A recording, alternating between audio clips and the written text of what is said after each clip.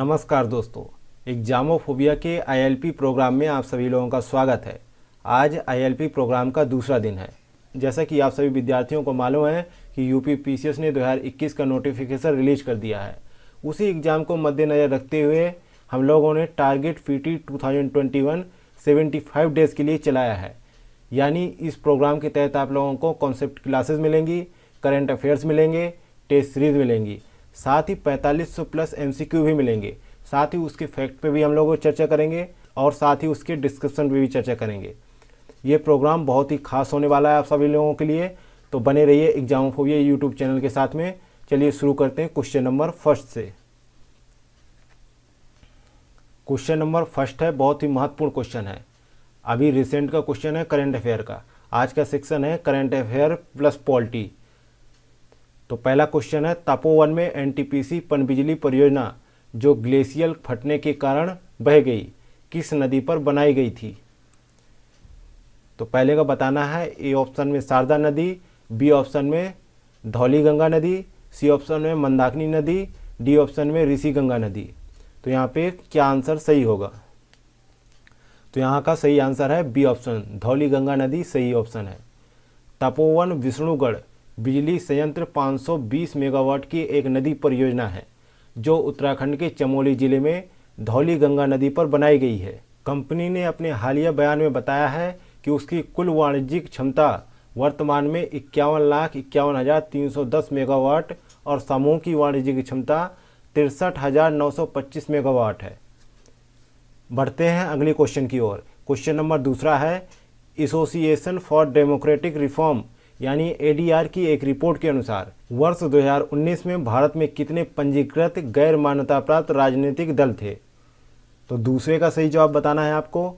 A option में 1563, B option में 1123, सी option में 2301, डी ऑप्शन में 2010।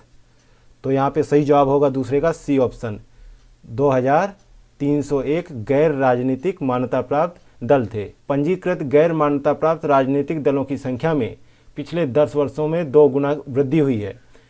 सन 2010 में इनकी संख्या 1112 थी। 2019 में यह संख्या 2301 तक पहुंच गई। जिन वर्षों में देश में संसदीय चुनाव होते हैं उन वर्षों के दौरान इन पार्टियों की संख्या में अभूतपूर्व वृद्धि देखी जाती है।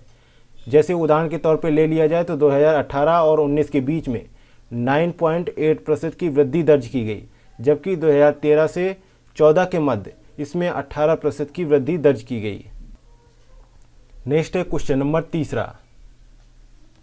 फरवरी 2021 में उत्तराखंड में ग्लेशियर फटने के बारे में दिए गए निम्नलिखित में से कौन सा कथन सही है?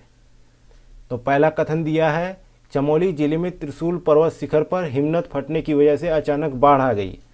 ये कथन गलत है, क्योंकि त्रिशूल पर्वत शिखर पर नहीं, चमोली जिले में नंदा देवी में हिमनद फटने की वजह से अचानक बाढ़ आई है। तो यहाँ पर त्रिशूल पर्वत शिखर नहीं होगा, सही ऑप्शन नंदा देवी होगा, इसलिए ये कथन गलत है। अगला है, ग्लेशियल फटने से ऋषिगंगा छोटी पनबिजली परियोजना बह गई जो धौलीगंगा नदी पर है। ये कथन सत्य है, इसलिए बी ऑप्शन सही हो जाएगा। अगला है क्वेश्चन नंबर चौथा, भारत अपना पहला भूतापी क्षेत्र विकास परियोजना कहाँ स्थापित करेगा? भारत अपना पहला भूतापी क्षेत्र विकास परियोजना कहाँ स्थापित करेगा? तो चौथे का सही जवाब है बी ऑप्शन, लेह में स्थापित करेगा, केंद्र शासित प्रदेश लद्दाख। लद्दाख में लेह पड़ता है, बी ऑप्शन सही है। भारत की पहला भूतापी क्षेत्र विकास परियोजना लद्दाख के लेह क्षेत्र में स्थापित की जाएगी। केंद्र शासित प्रदेश प्रशासन लद्दाख, लद्दाख स्वायत्त पहाड़ी विकास परिषद और तेल एवं प्राकृतिक गैस निगम यानी ओएनजीसी ऊर्जा केंद्र के बीच इस परियोजना के लिए एक त्रिपक्षीय समझौते पर हस्ताक्षर किए गए हैं। नेक्स्ट है क्वेश्चन नंबर 5वां, प्रतिष्ठित आकाशवाणी संगीत समारोह का नाम बदलकर किसके नाम पर रखा गया है? तो प्रतिष्ठित आकाशवाणी संगीत समारोह का नाम बदलकर पंडित भीमसेन जोशी के नाम पे रखा गया। डी ऑप्शन सही हो जाएगा। पंडित भीमसेन जोशी को साल 2009 में भारत रत्न पुरस्कार से सम्मानित किया गया था। पंडित भीमसेन जोशी का जन्म 4 फरवरी 1922 को कर्नाटक के धारवाड़ स्थित गड़क में हुआ था। पुणे उनकी कर्मभूमि थी, जहां उन्होंने गायन के ख्याल के रूप में बतौर प्रमुख प्रतिपादक प्रसिद्धि प्राप्त की। नेक्स्ट है क्वेश्चन नंबर 6वां। अमेरिका ने किस देश के हूथी विद्रोही संगठन को आतंकवादी सूची से हटाने की घोषणा की है? तो आपको ये बताना है कि हूथी विद्रोह संगठन कहाँ का संगठन है। तो इसमें ऑप्शन दिया है, A option Somalia, B option में ब्राज़ील, सी ऑप्शन में केन्या, डी ऑप्शन में यमन। तो इसका राइट आंसर हो जाएगा डी ऑप्शन, यमन का आतंकवादी संगठन है। डी ऑप्शन सही है। उल्लेखनीय है कि पूर्ववर्ती ट्रंप प्रशासन ने अपने कार्यकाल में हौती समूह को विदेशी आतंकवादी समूहों की सूची में पंजीबद्ध किया था। समूह के नेता अब्दुल मलिक अल हौती और उनके भाई एवं सेना कमांडर अब्द अल खलीक अल हौती को वैश्विक आतंकवादी भी घोषित किया गया था। लेकिन अभी हाल ही में बाइडेन सरकार ने हूथी विद्रोह संगठन को आतंकवादी सूची से हटाने का निर्देश दिया है। नेक्स्ट देखते हैं क्वेश्चन नंबर 7वां। नेक्स्ट है क्वेश्चन नंबर 7वां। मौलिक अधिकारों के बारे में निम्नलिखित कथनों पर विचार करें। पहला कथन है ये निगमों या कंपनियों के लिए भी उपलब्ध है, और दूसरा कथन है ये निजी व्यक्तियों की कार्रवाई के विरुद्ध भी उपलब्ध है। तीसरा है ये पवित्र या स्थायी है। तो यहाँ पर ए ऑप्शन सही हो जाएगा। पहला दूसरा कथन सत्य है, लेकिन तीसरा गलत है। ये पवित्र या स्थायी नहीं है, क्योंकि संसद उन्हें कम कर सकती है या निरस्त भी कर सकती है, लेकिन केवल एक संविधान संशोधन अधिनियम द्वारा तथा इसे एक साधारण अधिनियम द्वारा नहीं किया जा सकता। इसके अलावा यह संविधान के बुनियादी ढांचे को प्रभावित किए बिना किया जा सकता है। तो इसलिए ए ऑप्शन सही हो जाएगा यहाँ पे। अगला है क्वेश्चन नंबर 8वां। निम्नलिखित में से किसे अनुच्छेद 12 के तहत राज्य माना जाता है? तो यहाँ पर जो है एक तो पंचायतें और नगर पालिकाएँ जो हैं राज्य मानी जाएंगी, और ओएनजीसी भी राज्य माना जाएगा, लेकिन न्यायपालिका स्वतंत्र है और एनसीईआरटी भी अलग है। तो इसलिए ए ऑप्शन सही हो जाएगा। पहला दूसरा सही है। नेक्स्ट है क्वेश्चन नंबर 9वां। भारतीय प्रणाली पर कानून के नियम के निम्नलिखित में से कौन से अवयव लागू हैं? तो तीसरे का बताना है, तीसरे में कौन सा सही है। तीसरे में जो है मनमानी शक्ति का अभाव लागू होता है, कानून के समक्ष समानता ये भी लागू होता है, लेकिन व्यक्तिगत अधिकारों की प्रधानता ये लागू नहीं होता है। ये कथन ही गलत है, इसलिए ए ऑप्शन सही हो जाएगा यहाँ पे। अगला है क्वेश्चन नंबर 10वां। विदेश यात्रा का अधिकार किसके अंतर्गत आता है? तो यहाँ पर सही जवाब होगा सी ऑप्शन, अनुच्छेद 21 के अंतर्गत आता है। सी ऑप्शन सही हो जाएगा। अनुच्छेद 21 के तहत विदेश यात्रा का अधिकार एक मौलिक अधिकार है। नेक्स्ट है क्वेश्चन नंबर 11वां। शिक्षा के अधिकार के बारे में निम्नलिखित कथनों पर विचार करें। पहला कथन है इसे 2002 के 86वें संवैधानिक संशोधन अधिनियम द्वारा जोड़ा गया था। दूसरा कथन है यह संविधान में सम्मिलित होने वाला मुफ्त एवं अनिवार्य शिक्षा संबंधी पहला ऐसा प्रावधान था। तीसरा है यह अधिकार नागरिकों के साथ साथ विदेशियों और दोनों के लिए उपलब्ध है। तो 11वें का सही जवाब क्या होगा? 11वें का सही जवाब होगा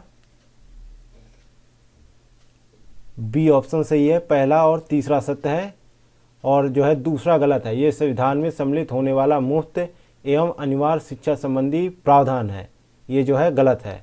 इस संविधान संशोधन से पहले भी संविधान के भाग 4 में अनुच्छेद 45 के तहत बच्चों के लिए मुफ्त और अनिवार्य शिक्षा का प्रावधान किया जा चुका था। तो ये कथन ऑटोमेटिक ही गलत हो जाता है, तो ये लागू नहीं यहाँ पे होता है। अगला है क्वेश्चन नंबर 12वां। निम्नलिखित में से किसे अनुच्छेद 13 के तहत कानून माना जा सकता है? तो यहाँ पे सही जवाब होगा अध्यादेशों को और नागा प्रथा कानून को और केंद्र सरकार द्वारा अधिसूचना को कानून माना जा सकता है। सी ऑप्शन सही है। संवैधानिक संशोधन को कानून नहीं माना जा सकता। ये कथन गलत है। अनुच्छेद 13 घोषित करता है कि एक संविधान संशोधन कानून नहीं है और इसलिए इसे चुनौती नहीं दी जा सकती। हालांकि सर्वोच्च न्यायालय ने केशवानंद भारती मामले में, जो 1973 में हुआ था, उसमें कहा है कि एक संवैधानिक संशोधन को इस आधार पर चुनौती दी जा सकती है कि यह एक मौलिक अधिकार का उल्लंघन करता है जो संविधान के बुनियादी ढांचे का एक हिस्सा है तथा इसलिए इसे शून्य घोषित किया जा सकता है। नेक्स्ट है क्वेश्चन नंबर 13। भारतीय संविधान में उल्लिखित अनुच्छेद 25 के बारे में निम्नलिखित कथनों पर विचार कीजिए। पहला कथन कहता है इसमें एक व्यक्ति को दूसरे के धर्म में परिवर्तन का अधिकार शामिल है।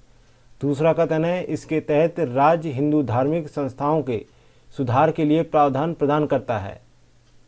तीसरा है इस अधिकार के तहत आने वाले हिंदुओं में सिख, पारसी, जैन और बौद्ध सम्मिलित हैं।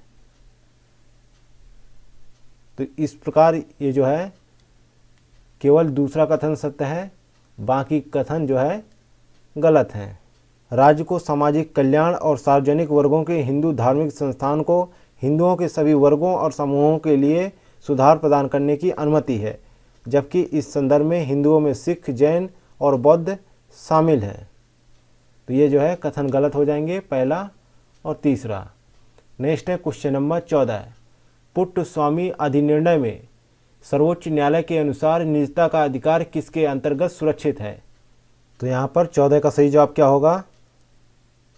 अनुच्छेद 14 के तहत, अनुच्छेद 19 के तहत, अनुच्छेद 21 के तहत, यानी डी ऑप्शन सही हो जाएगा। तीनों के तहत सुरक्षित है। न्यायमूर्ति के.एस. पुट्टस्वामी जो सेवानिवृत्त हैं और ANR बनाम यूनियन ऑफ इंडिया और अन्य भारत के सर्वोच्च न्यायालय का एक ऐतिहासिक निर्णय है जो मानता है कि भारत के संविधान के अनुच्छेद 14, 19 और 21 के तहत निजता के अधिकार को एक मौलिक संवैधानिक अधिकार के रूप में संरक्षित किया जाता है। नेक्स्ट है क्वेश्चन नंबर 15 है। बेगार को निषिद्ध तथा स्त्रियों के क्रय विक्रय पर रोक कौन सा मौलिक अधिकार लगाता है? तो यहाँ पर 15 का सही जवाब हो जाएगा बी ऑप्शन। शोषण के विरुद्ध अधिकार जो है एक मौलिक अधिकार माना जाता है जिसके तहत इस पर रोक लगाया जा सकता है। शोषण के विरुद्ध अधिकार जो है एक मौलिक अधिकार माना जाता है जिसके तहत बेगार को निषिद्ध तथा स्त्रियों के क्रय विक्रय पर रोक लगाया जा सकता है। अगला है क्वेश्चन नंबर 16। निम्नलिखित में से कौन से मामले उच्च न्यायालय तथा उच्चतम न्यायालय की अधिकारिता में आते हैं? तो यहाँ पे 16 का सही जवाब हो जाएगा सी ऑप्शन। मूल अधिकार का प्रवर्तन जो है उच्च न्यायालय तथा उच्चतम न्यायालय की अधिकारिता में आते हैं। नेक्स्ट है क्वेश्चन नंबर 17। निम्नलिखित में से किस अनुच्छेद में कहा गया है कि किसी भी व्यक्ति को एक ही अपराध के लिए एक बार से अधिक अभियोजित एवं दंडित नहीं किया जाएगा? तो 17 का सही जवाब है ए ऑप्शन। अनुच्छेद 20 में ये वर्णन किया गया है, ए ऑप्शन सही है। नेक्स्ट है क्वेश्चन नंबर 18। किस संविधान संशोधन द्वारा नागरिकों के मौलिक अधिकारों से संपत्ति का अधिकार हटाकर इसे मात्र एक कानूनी अधिकार बना दिया गया? तो 18 का यहाँ पे सही जवाब हो जाएगा सी ऑप्शन। 44वें संविधान संशोधन के द्वारा ये प्रावधान किया गया। अगला है question number 19। Doctor Bhimrao Ambedkar ने भारतीय संविधान के किस भाग को सर्वाधिक अलौकिक भाग कहा है? तो भारतीय संविधान के किस भाग को सर्वाधिक अलौकिक भाग कहा गया है डॉक्टर भीमराव अंबेडकर द्वारा? तो 19 का सही जवाब है सी ऑप्शन, भाग 3 को। अगला है क्वेश्चन नंबर 20। वह रिट जो भारत में उच्चतम न्यायालय अथवा सर्वोच्च न्यायालय द्वारा किसी व्यक्ति या सार्वजनिक संस्था को आदेश देती है कि वह अपने कर्तव्य का पालन करे, वह क्या कहलाती है? तो उसका सही जवाब है ए ऑप्शन, परमादेश कहलाती है, यानी मैंडमस कहलाती है। ए ऑप्शन सही है। अगला है क्वेश्चन नंबर 21। निम्नलिखित में से किसके साथ भारत ने जनवरी-फरवरी 2021 में हैकेथॉन आयोजित किया था? तो भारत ने आसियान के साथ एक हैकेथॉन का आयोजन किया था, बी ऑप्शन सही है। केंद्रीय शिक्षा मंत्री श्री रमेश पोखरियाल निशंक और विदेश मंत्री एस जयशंकर ने 5 फरवरी 2021 को आसियान देशों के मंत्रियों के साथ आसियान भारत हैकेथॉन 2021 के पुरस्कार वितरण कार्यक्रम में हिस्सा लिया। आसियान भारत हैकेथॉन 2021 का लक्ष्य भारत और आसियान देशों के बीच विज्ञान, प्रौद्योगिकी और शिक्षा के क्षेत्र में सहयोग को बढ़ावा देना है। अगला है क्वेश्चन नंबर 22। सरकार ने किसके लिए कपिला अभियान शुरू किया है? सरकार ने किसके लिए कपिला अभियान की शुरुआत की है? तो यहाँ पे 22 का सही जवाब हो जाएगा सी ऑप्शन, बौद्धिक संपदा साक्षरता के लिए कपिला अभियान शुरू किया गया है। किसने शुरू किया है? तो केंद्रीय शिक्षा मंत्री रमेश पोखरियाल निशंक ने। कब शुरू किया है? 15 अक्टूबर 2020 को। नेक्स्ट है क्वेश्चन नंबर 23। किस वर्ष में पहली बार पेपर रहित यूनियन बजट पेश किया गया था? तो ये बजट जो है वर्ष 2021 में पेश किया गया। अभी का ही बजट पेपरलेस था। कोरोना महामारी यानी कोविड-19 पेंडेमिक के कारण इस बार केंद्रीय बजट यानी यूनियन बजट 2021 के पेपर प्रिंट नहीं किए गए। यह बजट पूरी तरीके से पेपरलेस था। आज़ादी के बाद यह पहला मौका था जब बजट के पेपर प्रिंट नहीं किए गए। अगला है क्वेश्चन नंबर 24। बजट 2021-22 में किस आयु वर्ग के सीनियर सिटीजन जो केवल पेंशन और जमा से ब्याज पाते हैं को टैक्स में राहत दी गई है? तो उनकी उम्र जो है 75 वर्ष से अधिक होनी चाहिए। डी ऑप्शन सही है। सरकार ने 75 वर्ष से अधिक आयु वालों के लिए आयकर रिटर्न दाखिल करने की आवश्यकता को हटाकर वरिष्ठ नागरिकों को राहत प्रदान की है। इसमें आयकर आकलन मामलों को फिर से खोलने के लिए समय सीमा को 6 साल से घटाकर 3 वर्ष तक कर दी है। इससे जो आयकर करदाता है वो प्रताड़ित नहीं होगा इनकम टैक्स की टीम के द्वारा। यह अवधि 50 लाख रुपए से अधिक के मामलों के लिए 10 साल होगी। इससे आयकरदाताओं के कर उत्पीड़न की घटनाओं में कमी आने की उम्मीद की जा रही है। नेक्स्ट है क्वेश्चन नंबर 25। आर्थिक सर्वेक्षण के अनुसार वित्त वर्ष 2020-21 में सकल घरेलू उत्पाद जीडीपी में कृषि का कितना हिस्सा है? तो 25 का सही जवाब है ए ऑप्शन, 17.8% हिस्सा है कृषि का जीडीपी में, जबकि 2020-21 में 19.9% हिस्सा था कृषि का जीडीपी में। अगला है क्वेश्चन नंबर 26। फरवरी 2021 में म्यांमार की सेना ने तख्ता पलट कर सत्ता हासिल कर ली है। इस तख्ता पलट के लिए सेना ने क्या वजह दी है? तो इसका जो है मुख्य वजह बताई है जो सेना ने फर्जी चुनाव बताया है। बी ऑप्शन सही है। हालांकि सेना ने इसके लिए कोई सबूत प्रस्तुत नहीं किया है, लेकिन जो अपने बयान है उसके बयान के तहत उन्होंने फर्जी चुनाव को ही मुद्दा बनाया है। नेक्स्ट है question number 27। India justice report 2020 के अनुसार किस राज्य ने महिला पुलिस अधिकारियों की भर्ती के मामले में राज्यों की सूची में शीर्ष स्थान प्राप्त किया है? तो शीर्ष स्थान जो है बिहार ने प्राप्त किया है। सी ऑप्शन सही है। बिहार राज्य पुलिस बल में 25.3% महिलाओं को रोजगार देने के साथ 25 राज्यों की सूची में शीर्ष पायदान पर है, जबकि 27% पद खाली पड़े हैं अभी भी। वहीं तमिलनाडु में महिला पुलिस अधिकारियों का उच्चतम प्रतिशत 24.8% है, जिसके तहत तमिलनाडु दूसरे पायदान पर है। इसके बाद मिजोरम का नंबर आता है जहां 20.1% महिलाएं हैं और इसका स्थान तीसरा है। यह रिपोर्ट टाटा ट्रस्ट ने centre for social justice, common cause Daksh Vidhi, centre for legal policy और राष्ट्रमंडल मानव अधिकार पहल के सहयोग से जारी की है। नेक्स्ट है क्वेश्चन नंबर 28। ऑक्सफोर्ड लैंग्वेज ने 2020 के लिए किसे वर्ष का हिंदी शब्द चुना है? तो यहाँ पे सही जवाब है सी ऑप्शन, आत्मनिर्भरता को जो है हिंदी शब्द चुना गया है। सी ऑप्शन सही है। ऑक्सफोर्ड लैंग्वेज ने आत्मनिर्भरता को 2020 का हिंदी भाषा का शब्द घोषित किया है। यह शब्द भाषा विशेषज्ञों कृतिका अग्रवाल, पूनम निगम सहाय और इमोगल फॉक्सेल के एक सलाहकार पैनल की ओर से चुना गया है। अगला है क्वेश्चन नंबर 29। प्रारंभिक सर्वेक्षणों के अनुसार मालगल्ला अल पटना में किस खनिज की उपस्थिति पाई गई है? तो 29 का सही जवाब है बी ऑप्शन, लिथियम की उपस्थिति पाई गई है। और कितनी पाई गई है? 1600 टन लगभग रिसोर्स प्राप्त हुआ है। तो इसकी उपस्थिति कहाँ है? तो कर्नाटक के मांड्या डिस्ट्रिक्ट में है। अगला है question number 30। Light combat aircraft Tejas के निर्माण के लिए निम्नलिखित में से किसे अनुबंध दिया गया है?